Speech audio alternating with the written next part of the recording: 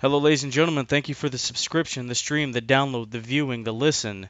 I'm your host, Phillip and yes, I am the Podfather, and I am joined by Brandon, the Canadian Destroyer, for WWE TLC Instant Analysis. We're about 25, 30 minutes removed away from the pay-per-view ending. Brandon, how's it going? I'm going great. No days off. Still my gimmick name. Didn't you miss a day? Didn't you go to Mexico? Well, since then, I'm still the longest running guest on this podcast. What about me? You're not a guest, you're the host. Oh man. Oh, okay, you're right. All right, let's get into this. The kickoff show. Sasha Banks defeats Alicia Fox, 11 minutes. I was getting my stuff together, finishing up some homework. I assume it wasn't that bad of a match, but I do not care. Um, Alicia Fox tried to pin Sasha Banks outside. Wasn't falls count anywhere. Well, you know what? You just gotta see what you can get away with. She's crazy, right? If the referee counts it and it counts, then she walked away with one. All right. All right. Moving on. The first match on the main card. Asuka defeats Emma. 9 minutes and 25 seconds. Thoughts? I felt like Asuka probably should have been more dominant. Yeah, I feel like Emma got way too much offense, and honestly, this match shouldn't have gone past a minute 30.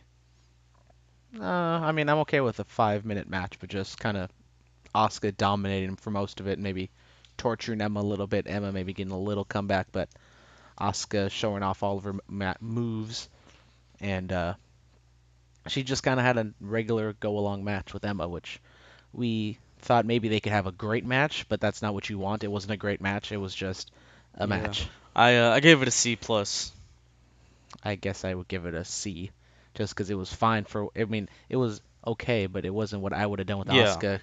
Her coming off that collarbone injury, they talked to her. I mean, they put a lot of lip service. They talked about her being undefeated, Talked about the 523-day reign. and her. I mean, her moves look fine. She looked like Asuka out there. No real signs of any injury. Yeah. But it just, if no one's ever seen Asuka before, and you saw her get hyped up, and then she just goes 50-50 and barely beats Emma, you're just like, okay. I mean, she's fine, but she's nothing special. Yeah. They should have booked her the way she's been booked in NXT. All right. Moving on. Rich Swann and Cedric Alexander defeat Brian Kendrick and Jack Gallagher in 8 minutes. I gave this match a B minus. It was all right. There was high spots in the match. Cedric Alexander's doing some like flippy doos outside the ring, and no one even touching him, but he still lands on his feet. I mean, Oh he yeah. like jumped like at least 10 feet outside the ring, and he landed clean on his feet. Very great for Cedric Alexander. Underutilized, in my opinion. Really is, man. Can we have a African American cruiserweight champion again? I mean, you just got the Mexican champion, and now This title has changed hands like 7 or 9 times since its inception, like 13 months ago. I mean we can get into it later in the championship match, but Yeah, I got some thoughts on that. got some thoughts on that. All right. I'm Um, teasing you. the goddess of WWE, Raw Women's Champion Alexa Bliss, no zipper sound effect. I'm sorry. She defeats Mickie James in 11 minutes and 25 seconds. Thoughts? It was a good match. I felt like the crowd was being. This is Unleashed. I felt like they were being little assholes at the end when they were chanting for "We Want Tables." It was a fine match. I liked it. I enjoyed it a lot. Yeah. And then No tables needed. the crowd was just trying to take over and ask for tables when you know damn well you ain't getting no tables. Crowd, just enjoy the match for what it was, Yeah. Mickie James heartfelt speech at the end. She with a said, tear running down her cheek. like Ric Flair said, the tear in the eye.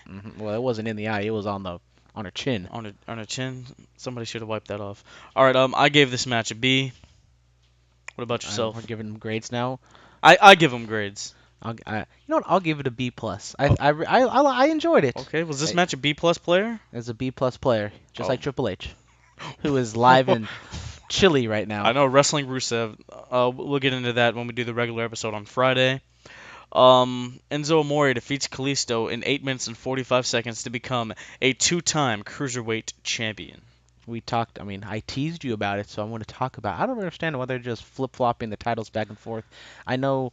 I don't understand why they put it on Kalisto in the first place. If it was like to stick it to Neville for some stupid like, we can do this. We can push anybody we want. You're nothing special, Neville. Actually, we're gonna talk about some Enzo Heat on the regular episode, but I don't understand why they're doing this. I mean, Kalisto won the title because Neville walked out and it was Eddie Guerrero's birthday. That's why he And won the they title. hyped up that it was the first ever cruiserweight, or the first cruiserweight that was a luchador. I'm like, Rey Mysterio, Juventud. Come on now, guys. Well, in the current modern cruiserweight division, apparently Ah, they call that that's the new cruiserweight division. WWE tends to forget a lot of stuff, which we're gonna get into later on. But I gave this match a C. I don't understand why Kalisto is, because Enzo's whole gimmick is that he can't wrestle, but yet he basically, until the end when he poked him in the eye, he was wrestling with Kalisto. He was standing his ground. Yeah, he No did help, that no. that nice side slam move. I was like, oh, He teased going up on the top rope, and then he told everyone to F off, and he ain't doing nothing because he's a real certified G and bona yeah, fide stud, and he can't teach that. Bada boom, let's get in the room. How you doing? yeah. I like his middle rope DDT. I like that. It looks nice. But No outside interference with the posse. I The know. posse was nowhere to be found. Why? Just once again, you have Enzo. He's a heel, so he wins with the poke of the eye. But practically for the entire match, They he could. wasn't cheating at all. He was wrestling like a normal wrestler, which Enzo shouldn't be doing, because his gimmick is like everyone knows he's not that great of a wrestler, so he should just kind of get beaten down for most of the match. It was like what he did in the tag team matches, where he gets beaten down. Big Cass comes in to save the day, and everybody wins. Yeah. I don't know. I don't know what they're doing, but we'll see tomorrow night. Ladies and gentlemen, the dream match we have been talking about. The Demon Finn Balor comes on and defeats the phenomenal AJ Styles. 18 minutes and 20 seconds. I wanted more. It was a good match. It wasn't as if this was in New Japan, they probably would have went a half hour and it would have been a dream match and they would have killed each other and it would have been fantastic. But Yeah. for a late second match, it was pretty good. Yeah. Um, I wanted 5 more minutes. Probably should have gone to like 23, but that's a topic for another time. Some of the stuff they were doing in there, it was really nice. They did some train wrestling. There's this point in the beginning of the match where it looked like AJ flipped over to his stomach when he wasn't supposed to. Maybe Finn was supposed to go for a pin, but then, being the professional that Finn is, he kind of changed things up and went to that surfboard move. Yeah, the Hurricanrana from Styles to Balor from the top rope, that was nice. I understand they teased the demon of coming out for Sister Abigail, but I don't feel like they should have had the demon out. Because the demon should be saved for special occasions, for when he's angry and he's trying to bring out all the fury and kind of put it towards his opponent. When this was basically a regular match where there was just two guys just competing to see who the better man was. And when I said this before the match, like, they can't have the demon lose. Even though it is a sort of throwaway match, you can't have the demon lose because right now he's undefeated, Yeah. except for in NXT, but they don't count NXT. So when the demon comes out, it's an automatic win for Finn. It's like, oh, he's tried everything and it's not working, so he's gonna put the demon out, and he's gonna whoop some ass. Yeah, I And he mean, wasn't even orange. He was orange in that stupid promo that I hated, and well, he wasn't even orange. I know, right? Did you wish he was orange I tonight? I wish he was orange. You wish he was A orange? little Halloween theme, some orange and black. It was basically the same demon we've always seen. The only real thing he switches up is like his back piece. His back piece, yeah, It looked like Neville's old logo. did. I enjoyed the match. As I said on the when I broke down the news that we had, I feel like AJ Styles should win every match. But Finn, he definitely did need it since he's going through this whole awkward stage with Bray, Sister Abigail, whatever's going on there. And it's kind of a booking conundrum because AJ's like the number one contender for the WWE Championship, but then Finn's like the number one contender for the Universal Championship because Finn's been talking ever since he came back that he wants his Universal title that he's never lost. Yeah, it's a whole thing. Which they teased the match happening in the Survivor Series commercial, even though Brock hasn't responded yet. But it's basically a given that he's gonna say yes. Because at the very end they showed Jinder's face and then Brock being all scary, scary Brock. Rah. So it's basically a foregone conclusion. This match is gonna happen, even though I don't really feel like it should happen, because it's just unnecessary booking difficulties that's gonna end up some smallish finish that no one's gonna like kissing your sister. A kissing your sister finish. You heard it here first. It's gonna happen. Survivor Series. Kissing your sister. Hmm. All right. Um, a real throwaway match. By the way, I gave Balor Styles an A. Jordan defeats Elias. 8 minutes. We're not gonna talk about like the 4 times Elias tried No, to yeah, sink, yeah, we're gonna get and into for that. some reason Jason Jordan was throwing produce at him. Was there some like thing on the pre-show that I missed? Um, Because they alluded to something, but I was like, why is he throwing groceries at him? maybe because they're in Minnesota or wherever they were. I don't know. I don't understand. But Jordan defeats Elias in 8 minutes and 50 seconds. I don't understand why he was throwing produce. I was really trying to enjoy Elias's music. That demo track when it comes out is gonna be straight fire. I feel like it would have been better if just we heard an Elias song for 5 minutes in this match. Yeah. Um. Elias getting that big push, even though I do like the finish though. It was a really nice finish. I like kind of the sports finishes where it's a disputed finish where the referee it's clear the referee was wrong, but both the heel has a reason to complain. The face thinks he won, so he doesn't look like an a-hole for kind of getting a cheap victory, Yeah. and you can build it on down the line for another rematch, and then maybe Jason Jordan finally wins clean this Yeah. time. I gave this match a C. It was nothing special, but the finish, like you said, it was nice. Moving on to the main event, ladies and gentlemen, the Olympic gold medalist Kurt Angle, along with the Raw Tag Team Champions Seth Rollins and Dean Ambrose, defeat the Intercontinental Champion The Miz, Sheamus and Cesaro, the Demon Kane, and the Monster Among Men Braun Strowman in a 5-on-3 TLC match, 40 minutes and 40 seconds. That match was 40 minutes. Yes. Jeez, I feel like the Kevin Owens Shane McMahon match again. That match probably could have been shorter as well. Could have been shorter, yeah. That match probably could have been 30 minutes and it would have been just as fine. But you kind of gotta lengthen it out with Kurt Angle leaving and coming back. With Kurt Angle being in the Shield garb, which I understand, probably hiding his gut and his pecs probably wasn't up to snuff. Up to snuff. He's probably. I mean, I feel like he's gonna come back at WrestleMania, which everyone thought was gonna be his original comeback match, and he'll put the singlet on then, looking jacked. Looking jacked, yeah. I gave this match, I gave it a C plus. Yeah, I mean, if the AJ Finn match didn't deliver, this probably would have been a disappointing show. Because this basically was a one match show. Yeah. To begin with I mean, you can see with the Cruiserweight tag match, the Elias Jason Jordan match, they kind of were filling time. This match barely got off at the 8 o'clock mark, which should always happen.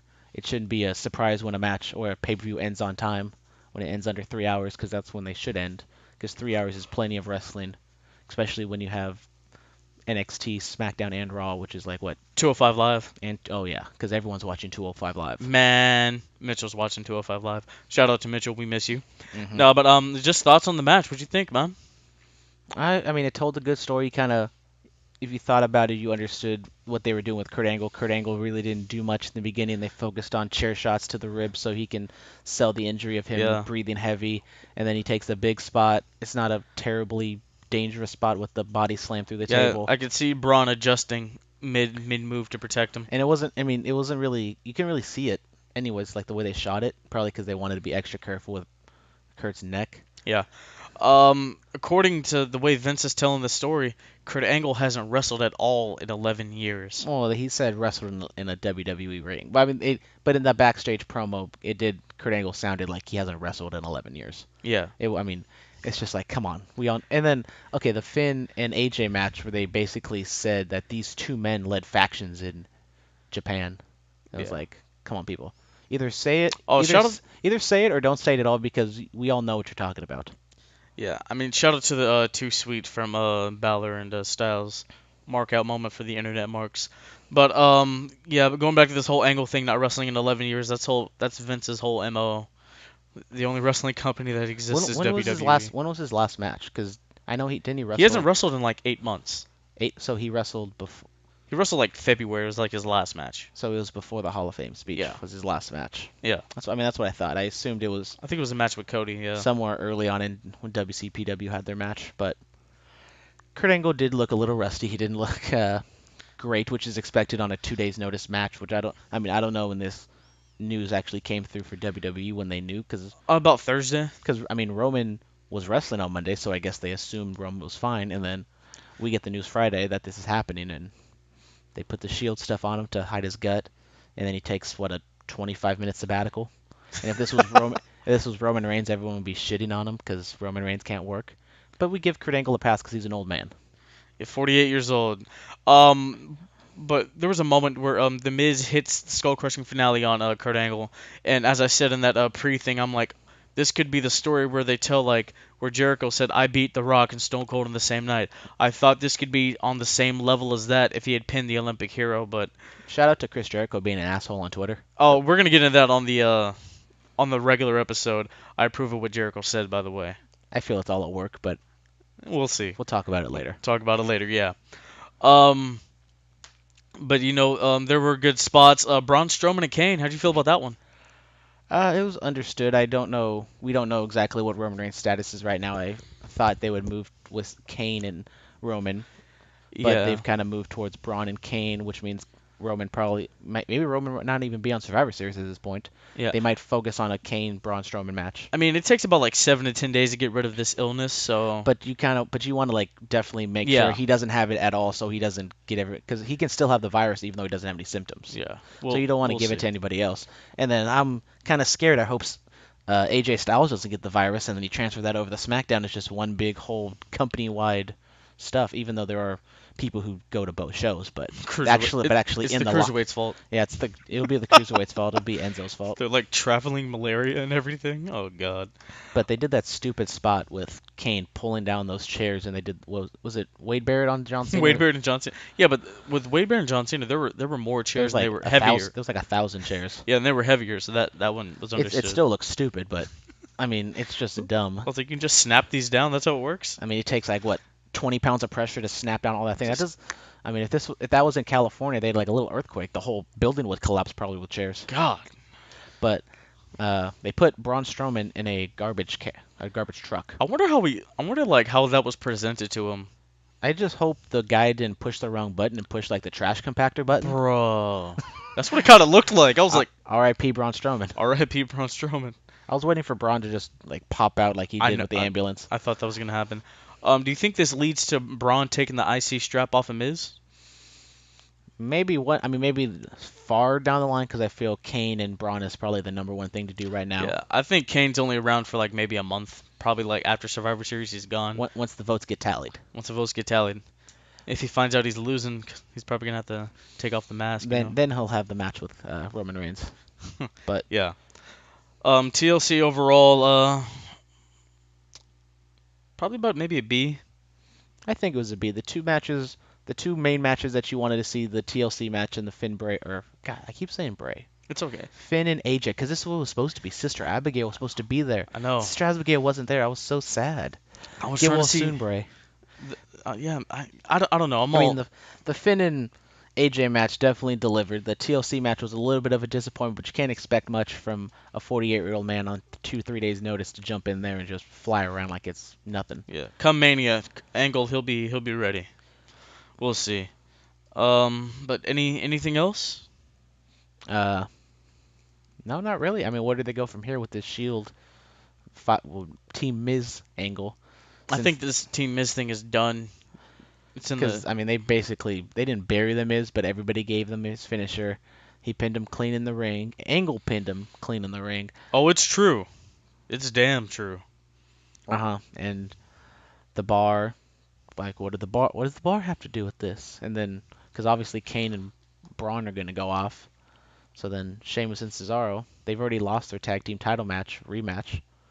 Twice. And I mean, because it's just funny how they have to do all these rewrites because of this viral meningitis thing that's going on. So you have to, because they probably had all these plans that was going to happen in terms of like the Survivor Series match. I assume Roman Reigns was going to be in that main event, big tag team match that they had planned. So now, like, what do? Do they have Kurt Angle wrestle again, which kind of dilutes Kurt Angle's drawing power, I guess, since you put him out on 2 days' notice. Yeah. I mean, also it was kind of good that Angle wrestled tonight. Tonight is the 17-year anniversary of his first WWE title win. Good for him. So it all comes together, you know? Continuity. Full circle. In a way. He beat Dwayne "The Rock" Johnson. I guess this may be it for this instant analysis. Where does the women's division go from here? Since basically, where does the women's division? Since Alexa Bliss has basically beat everybody. She really has. She's beaten everyone. Except for Asuka, but I don't know if you want to. I don't know if you want to just put the strap on Asuka right now. But I mean, what else is there to do? Who else is there? Dana Brooke, Summer Rae, Dana Brooke and Summer Rae. They are on the Raw roster. I mean, triple threat blondes match. Ooh. I'm just saying. Shout out Summer Rae. You got the small one, you got the big one, and you got the skinny one. Got the petite one. I don't know what you would call Summer Rae. Summer Rae's a twig. She has some Don't turn the AC up too high in the arena. She might blow away. she has some nice assets. Anyways, this is... Yes. I know this is Unleashed, but simmer down there, boy. Sorry. I'm still picking Alexa Bliss over all of them. You know what I mean? Give me that Becky, though. Oh man, Becky Lynch. Shout out to Becky Lynch. Yes. When's the next pay-per-view? When do we gotta do this again? November 19th, Survivor Series. So it's not in 2 weeks like it has been, but 2 weeks is the Cow Palace, correct? 2 weeks is Cow Palace. Shout out to Matt Riddle and Jeff Cobb, new PWG Tag Team Champions. Also, shout out Ricochet, new PWG Champion, Heavyweight Champion. Well, good for Ricochet. He's not coming to the Cruiserweight division. His contract, Lucha Underground, should expire in about a few months, so we'll see. Ricochet, we don't want you to be Cruiserweight Champion. We don't want that for you. Yeah, so 4 weeks, we do this again. Whoop-de-doo. Whoop-de-dee-dee freaking doo-da-da-doo. I don't know. I don't know what you're going for, but... Shout out to Rusev for the Usos look, if you saw that. Shout out to the guy with the Happy Rusev Day poster. Yes. All right, ladies and gentlemen, thank you for listening to this instant analysis with myself and Brandon. Mm-hmm. Hopefully Mitchell will be with us for the next one. Maybe, possibly. doubt it. Oh man, no, all the shots. Doubt it. Shots are fired. It's okay. He doesn't listen to it. No, he'll be listening to it on the plane probably. Oh man, come at me, bro. We don't need any more heat on the podcast. But thank you guys for listening. We got some big things in store for the pod. And I guess this is it. Yep. All right. See you guys next time. Bye-bye. Toodles.